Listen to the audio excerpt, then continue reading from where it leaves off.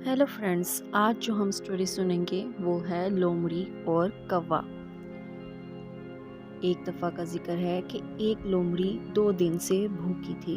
उसे कहीं भी खाने को कुछ ना मिला था। वो शहर के करीब आ गई।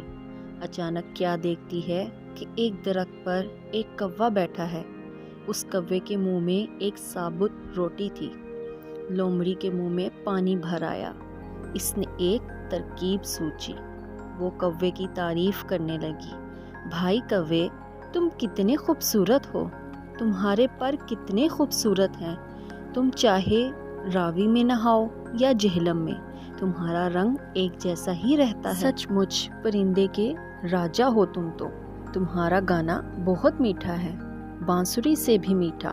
दिल तुम्हारा गाना सुनने को तरस रहा है। जरा गा कर तो सुनाओ। कौवे ने अपनी इतनी तारीफ सुनी, वो फूल कर कुप्पा हो गया। उसने गाना गाने के लिए चोंच खोली।